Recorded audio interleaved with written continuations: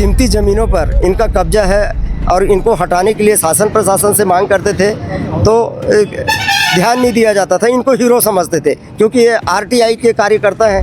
10 साल से ये अवैध कब्जे करके बैठे हुए थे और गांव के जो ग्रामीण लोग हैं उन पर भी काफी ज्यादा दहशत का माहौल बना के रखे थे। अगर हम ओवरऑल देखेंगे तो लगभग मिला के 40-50 डिसमिल के आसपास होगा। छोटा छोटा अतिक्रमण भी है, उसमें बड़े अतिक्रमण भी है। किस प्रकार से इनका दहशत था और कितने अवैध कब्जे पर इनका डाका डाला हुआ था। जैसे ही अभी सरपंच बना हूँ 1 साल हुआ है, दो FIR मेरे नाम से हो गया। सरपंच होने के नाते मेरे कोई कॉलर पकड़ ले, मेरी स्वाभिमान की बात है, मैं तोड़ूंगा नहीं तो छोड़ूंगा नहीं। समोदा गांव में जहां अफीम की खेती का खुलासा किया गया और उसी के साथ जो मुख्य आरोपी थे विनायक ताम्रकार, जिनके भाई ब्रिजेश ताम्रकार के अवैध कब्जे पर जहां बुलडोजर चल रहा है, जहां आप देख सकते हैं कि बुलडोजर का एक्शन यहां शुरू हो गया है, जहां पर उसके अवैध कब्जों पर तोड़ फोड़ किया जा रहा है, इसे हटाया जा रहा है। जिसके साथ बता दें कि जो क्षेत्र आपको बता दें कि वो 32 डिसमिल के अवैध कब्जे थे और जिसकी कुल कीमत 4 करोड़ बताई जा रही है। मतलब आप सोच सकते हैं किस प्रकार से इनका दहशत था और कितने अवैध कब्जे पर इनका डाका डाला हुआ था। जहां बताया ये भी जा रहा है कि गांव के अंदर भी बहुत सारे क्षेत्र जमीन है जहां पर ये कब्जा करके बैठे हैं। उसी के साथ पुलिस प्रशासन के द्वारा आज इनके अवैध कब्जे पर बुलडोजर चलाया जा रहा है। वहीं जब भी छत्तीसगढ़ में कोई मुख्य आरोपी पकड़ा जाता है और जिसके अवैध कब्जे होते हैं उस पर बुलडोजर का एक्शन जरूर चलता है। उसी के साथ बता दें कि यहाँ आप देख सकते हैं कि दीवार पर साफ तौर पर ब्रिजेश कॉन्क्रीट प्रोडक्शन समोदा लिखा हुआ है, यानी कि विनायक के जो भाई है ब्रिजेश, ये उन्हीं की अवैध जमीन है। और यहाँ पर पुलिस प्रशासन को जैसे इसकी जानकारी मिलती है कि ये अवैध कब्जे है तो उस पर कार्रवाई की। वही बता दें कि 10 साल से ये अवैध कब्जे करके बैठे हुए थे और गांव के जो ग्रामीण लोग हैं उन पर भी काफी ज्यादा दहशत का माहौल बना के रखे थे। और ये 10 साल से यहाँ पर ये अवैध कब्जे पर यहाँ अपनी ये मकान बना के रखे थे, जिसके साथ दुकान बना के रखे थे। और उसी के साथ बता दें कि सवाल अब ये खड़ा उठ रहा है कि 10 साल तक क्या पुलिस प्रशासन को ये दिखाई नहीं दे रहा था। जैसे ही अफीम का मामला सामने आया उसके बाद से एक्शन लेना शुरू कर दिया गया है। उसी के साथ जो गाँव के सरपंच है उनसे चलिए बात करते हैं, उनसे पूछते हैं कि ये बुलडोजर एक्शन को किस तरीके से वो देख रहे हैं और क्या कुछ वो इस पर कहना चाहते हैं। पंच जी मौजूद है जी, इसको आप किस प्रकार से इस कार्रवाई को देख रहे हैं? ये असत्य पर सत्य की जीत का जश्न है। आज तक 2013 से इनको बेदखली की कार्रवाई की गई थी, लेकिन इनकी सत्ता की पहुंच और इनके अप्रोच के कारण आज तक इस कार्रवाई को रोक के रखे थे।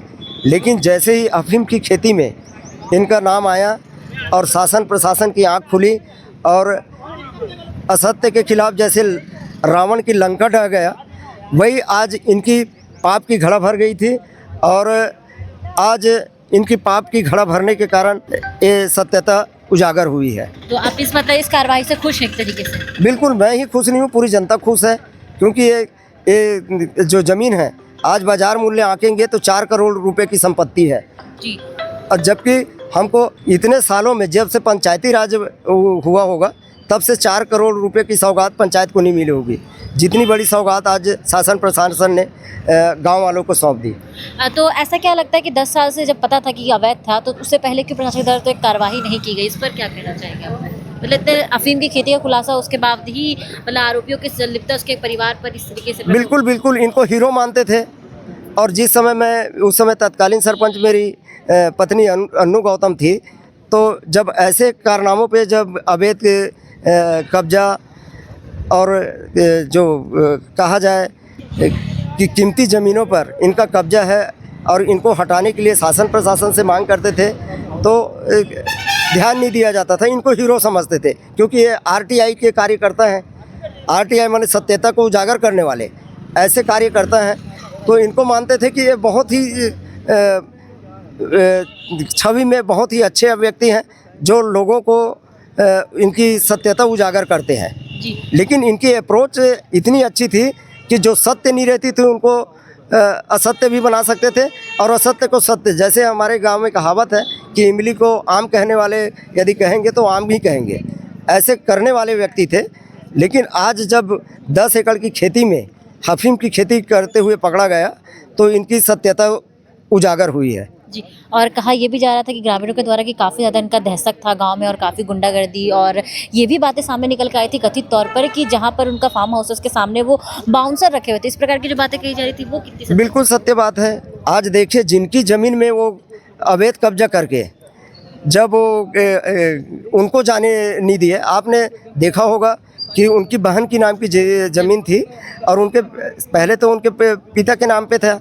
उनके पिता के मरने के बाद जो ज़मीन उनकी बहनों के नाम में हुई, उनको आने जाने से मना कर दिया। अब इनकी दबंगई देखिए।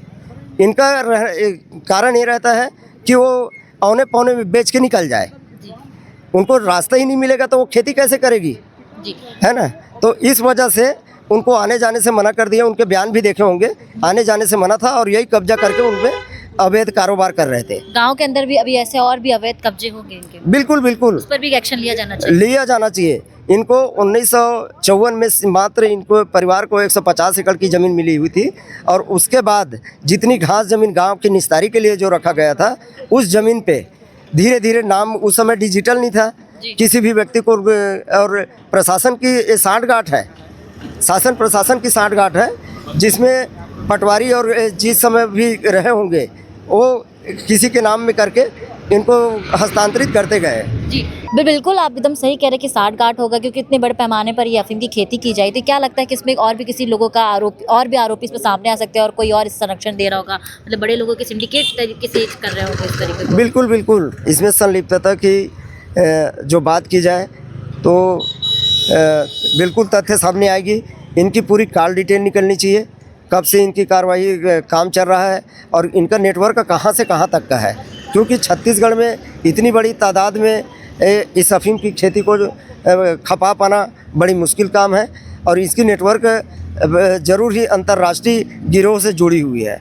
इनकी कॉल डिटेल और इसकी खंगाली जाए, इनके पूरे परिवार की जी, जहाँ जहाँ से बात हो रही है, विनायक ताम्रकार, ब्रिजेश ताम्रकार, विपिन ताम्रकार और विमल ताम्रकार, इनकी पूरी नेटवर्क खंगाला जाए तो कहीं ना कहीं तथ्य सामने आएगी और बड़ी कार्रवाई होनी चाहिए। जी, कार्रवाई तो चल रही है। वहीं आप जैसे कि जो विनायक ताम्रकार है, उनके साथ आपका 36 का आंकड़ा था, इस प्रकार की बातें कही जाए। जैसे पूर्व में भी उन्होंने आप पर हमला भी किया, इस प्रकार की बातें भी सामने आ रही थी। बिल्कुल बिल्कुल, क्योंकि बताया गया था आपको। वो मेरे को हमेशा से गुंडा प्रवृत्ति का व्यक्ति साबित करने में लगे हुए हैं।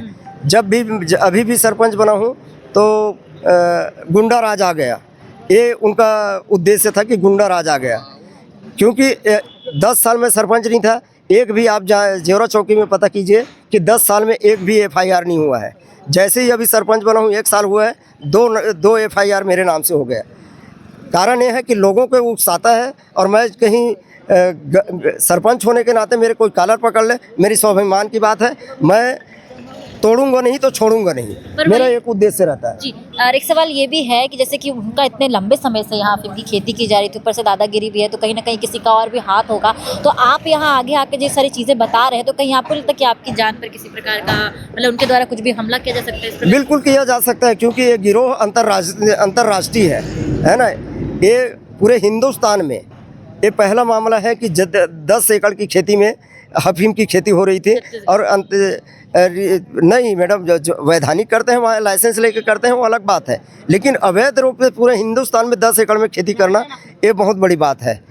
तो मेरे कहने का मतलब ये है कि यदि मेरे जान की खतरे की परवाह किए बगैर मैंने पुलिस प्रशासन और शासन को इनको अवगत कराया है और इसमें मेरी जान भी चली जाती है तो मुझे कोई परवाह नहीं है कि मैंने ये मान के चलूँगा कि मेरा गांव के लिए जीवन था, गांव के लिए समर्पित हो गया। तो आपने सुना कि सरपंच ने बताया, और इसी के साथ गांव के अंदर और भी कई जगह है जहां पर कब्जा किया गया। अब देखने की बात है कि पुलिस प्रशासन उस पर किस प्रकार से एक्शन लिया जाता है, और उसी के साथ इसको लेकर तहसीलदार ने क्या कुछ कहा, आगे आप सुनिए। द्वारा लगभग 8 से 10 प्रकरण तैयार किए जा चुके हैं, जिसपे अभी न्यायालय में अतिक्रमण का केस दर्ज करके आवेदक को आहूत भी किया जा चुका है और अतिक्रमण की प्रक्रिया चल रही है। इसके अतिरिक्त जिस पे आज कार्रवाई की गई है, इसमें पूर्व में आदेश जारी किया जा चुका था, बेदखली की सूचना उनको जारी की गई थी और आज उस पर अतिक्रमण हटाने की कार्रवाई की जा रही है।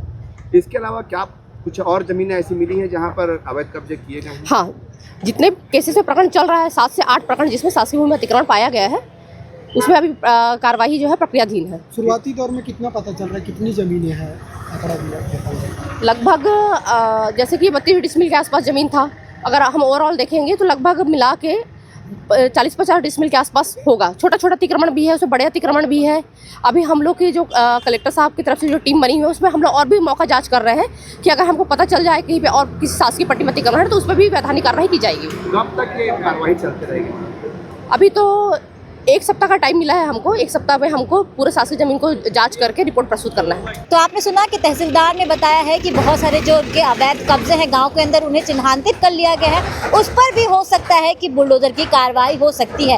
और उसी के साथ बता दें कि लगातार बुलडोजर की कार्रवाई चल रही है। साथ ही बता दें कि जिला प्रशासन के द्वारा आदेश देकर पुलिस प्रशासन की मौजूदगी में ये कार्रवाई चल रही है। अब देखने की बात है कि जो और भी इसके अवैध कब्जे हैं उन पर किस प्रकार का एक्शन लिया जाता है। जो भी अपडेट आएगा हम आपको बताते रहेंगे और ऐसी खबरों को देखने के लिए बने रहे हमारे साथ। धन्यवाद।